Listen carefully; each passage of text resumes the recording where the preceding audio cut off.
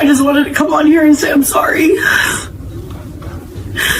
I voted for him and I thought he was going to make things better for folks like us. Have you ever noticed that everything Donald Trump touches turns to a big pile of steaming shit?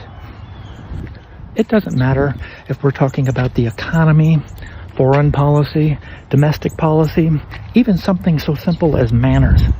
It goes from being thriving and robust to a big stinking pile of caca. That was the case this weekend with the Ryder's Cup. I don't know if you're familiar with the Ryder's Cup, but it's a golfing competition between American golfers and European golfers. Some years it's held in the United States, some years it's held in Europe. Some years the Americans win, some years the Europeans win. Now, there's always been a bit of ribbing and jeering and cheering that goes on at the Ryder's Cup, but this year it was totally out of control. Fans behaved in an absolutely disgusting manner. They were shouting and screaming, yelling foul language, cursing. As European golfers were lining up to putt, they were screaming during the putts. At one point, one of them threw a drink at the wife of European golfer Rory McIlroy and hit her in the head. Later, McIlroy would blame Trump culture for the obnoxious behavior of Americans. Listen to this clip. I'm absolutely fed up with those American fans who've been corrupted by Trump. At the Ryder Cup, it wasn't just taunting, they completely abandoned basic etiquette. Security had to kick people out, and the match was even delayed for 2 hours because of Trump's grandstanding. This is not the kind of chaos that belongs in sports. Trump confuses rudeness with courage and shouting with patriotism, and the result is these fans turning the golf course into a rally. I'd like to apologize to the European golfers for the treatment they received at the hands of drunken Americans. It's totally unacceptable. It isn't something that most Americans go along with. What a shameful episode in American conduct. How embarrassing. So it's make Argentina great again. It's make Israel better. It's anything but America first. And now he's going to take away food stamps the whole month of November. And let me tell you what, 1 out of every 5 people that are on food stamps are veterans. They have fought for this country, and President Trump is punishing poor people for the No Kings rally. That's what he's doing. See, President Trump doesn't want to be president anymore. He wants to be the king. He's already established everything that he has to do. And look, you've seen what them young Republicans were writing, and you've seen that guy come out and say, well, this is just what all Republicans do and say behind the scenes. It's no big deal. This is how we all feel. They're all racist, male chauvinist, pedophiles, and now they want us to accept that. Look, President Trump's ratings are dropping like the rent on a burning building. He doesn't care that you don't agree with what he's doing. He's just going to start punishing the poorest of us all. And that's making America great. Living in America right now feels like a punishment. You wake up already behind, you go to work just to stay broke, and you watch the cost of everything rise while your paycheck doesn't move an inch. Groceries are a luxury. Rent is robbery. Healthcare is a joke. And somehow we're the ones blamed for not budgeting better. People are working 2-3 jobs and still choosing between food or gas. Families are crammed into apartments because buying a house became a fantasy. You can't afford to get sick. You can't afford to rest. You can't afford to exist. But they keep telling us the economy's strong. Strong for who? Because it sure as hell isn't the people doing the work. We're out here treading water while billionaires build rockets, politicians trade stocks, and corporations raise prices just because they can. We were promised opportunity, we got survival. And what makes this worse is watching people blame themselves. Like somehow you failed because you can't afford a 1-bedroom anymore. Like you didn't do enough, when the truth is the math just stopped adding up years ago. They told us to work harder, but never told us they'd change the finish line. This isn't a country full of lazy people. It's a country full of exhausted ones. Simple as that. America is falling behind. When an authoritarian regime attacks academia, science, news reporters, free speech, students, the best and the brightest leave. The same thing happened in Germany, in Russia, in Greece, and it's happening here. And this hurts the country because all of the talent is going elsewhere to help another country. Okay, this story has people fuming. So apparently, a new report came out showing that Black families actually receive fewer food stamp benefits on average than many people expected. And now some folks are furious because it completely destroys that old stereotype about who's getting help. Oh my God, this is insane. This is insane. For years, the media and certain politicians have pushed this idea that welfare or food stamps are mostly for Black people. Turns out that's not the truth. That's not the truth.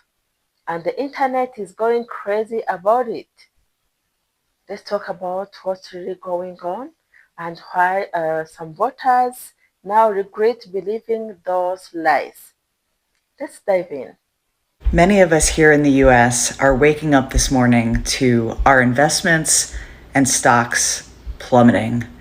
I know I made the mistake of checking my account. Trump's tariffs have had a huge impact on the economy and will continue to do so. You know, it's a bad sign when his former vice president, Mike Pence, is speaking out directly against these tariffs and warning that the average American will be losing $3,500 this year as a result of the tariffs. Do you know how many people voted for this administration without even understanding what a tariff is? But do you know who did explain it and did warn over and over? Kamala Harris. She spoke out directly against what is happening now. And yet, here we are. All right, so SNAP is going away in November. There's no more money. I was at No Kings yesterday and I was talking with a federal worker who runs a welfare office. And he was telling me that him and his staff have been training for de-escalation because there are going to be some very angry people going to that office asking why their kids are going hungry. You know, they're going to be very angry, and this is going to be people's breaking point. Like that's just all there is to it, and especially for November when it's supposed to be a time about food, especially around Thanksgiving. So all I'm going to say is if you see somebody grabbing up some food, trying to run away with it, no, you didn't.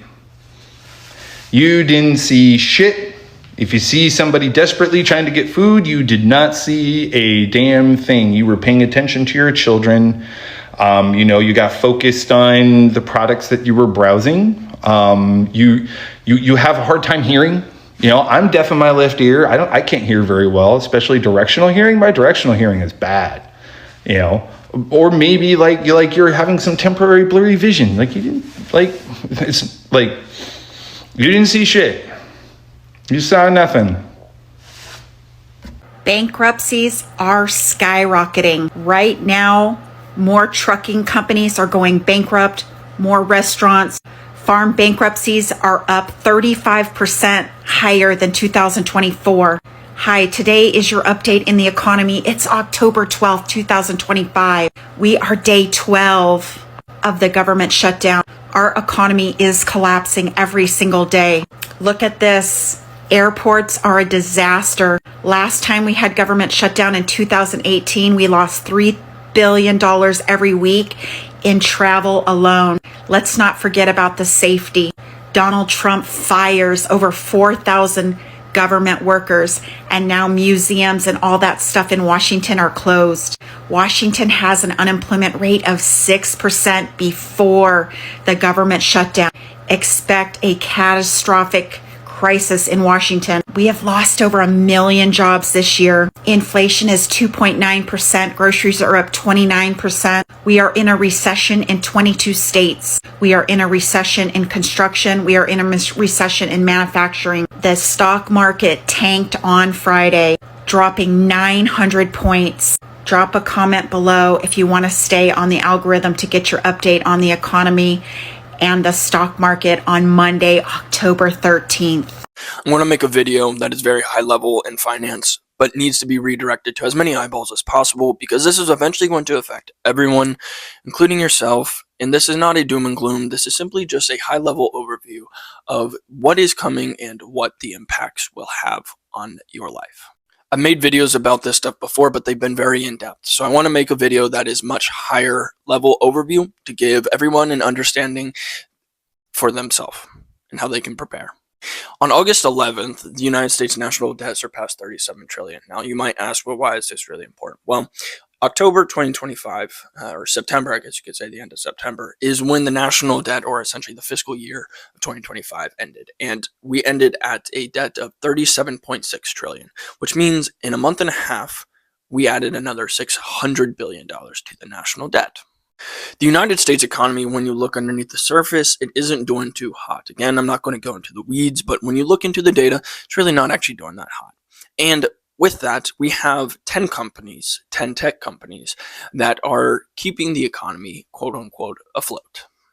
Problem with this is it's very much looking very bubblish, very 2001, very 1929-esque. Now, the problem with this is the United States government has way too much debt. We are at something called a debt to GDP ratio of 125%. I think it's a little more now, like 125.4%.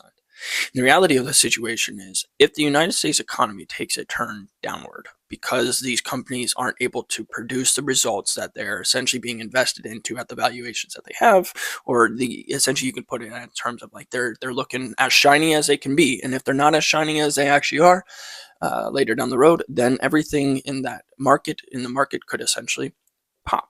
Now, the problem with this is the United States economy, or the United States government, has been a backstop. The United States government does not have the financial capability to backstop this bubble popping.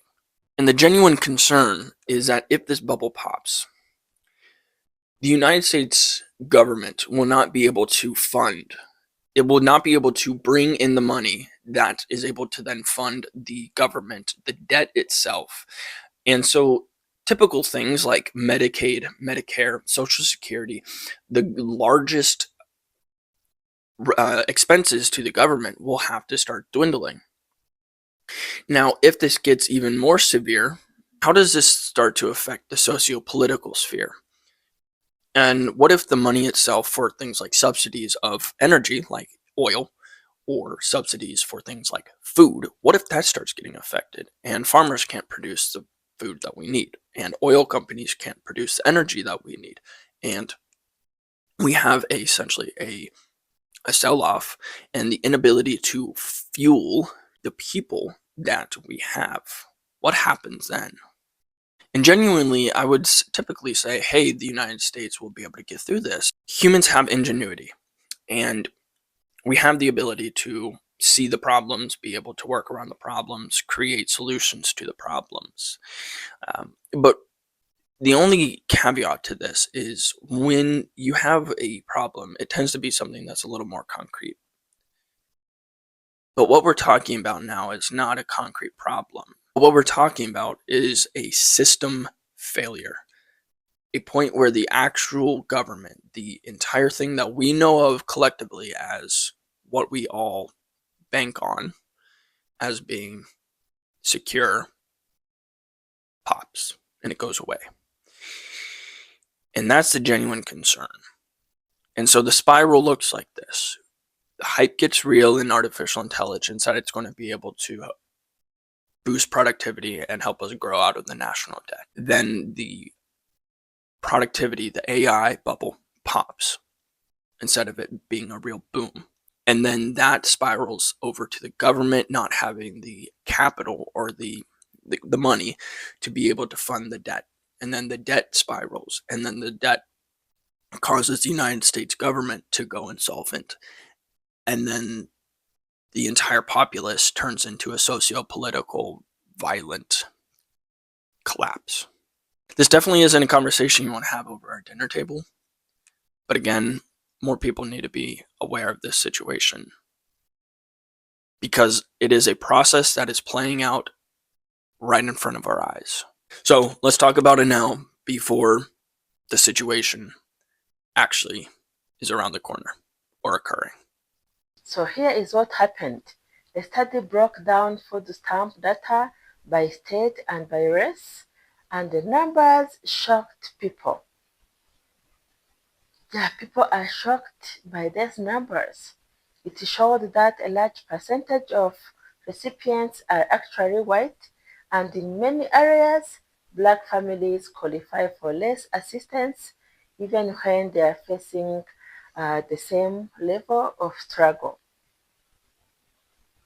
Regularly, social media lit up with comments like, wait, so we have been blaming the wrong people this whole time? And honestly, that reaction says a lot. Yeah, that reaction says a lot. Now, here is where it gets real. Some folks who once voted for politicians promising to cut welfare abuse are realizing they were hurting their own communities, not the ones they thought. You had people online saying, we believed the propaganda and now we see the truth. Others were mad because they feel played. People are feeling played. They were told one thing about who benefits from government help, but the facts don't line up. Yeah, the facts don't line up. It's that, wait a minute, you have been led to moment. So the truth is, it's not about who is lazy or who is taking advantage. No, it's not. It's about system, access, and opportunity. Some states make it harder for low-income families, especially minority families, to qualify for full benefits. That means even when Black families are struggling, they often get less help, not more. Yeah, they are not getting more help. They are getting less help. It's not about race superiority, it's about policy and who the system favors. TikTok and Twitter went wide. Yeah, TikTok and Twitter, they are on fire. People were posting clips saying things like, so we have been blaming the victims while the system was failing everyone. Others were like, now I see why they want us divided. It keeps us distracted. You even had some conservative creators admitting they felt misled by the talking points they used to believe. That's powerful. Yeah, that's so powerful. That's growth. This is bigger than food stamps. Yeah, this is bigger than food stamps. It's about how easily people are manipulated by the vision, how race gets used to keep working people angry at each other instead of questioning why the system doesn't help them or equally. So when you learn the truth, you can't unsee it. And a lot of voters are starting to wake up to that. They're starting to wake up. So yeah, some people are furious, others feel embarrassed. But if this story does anything, I hope it opens eyes. I hope so.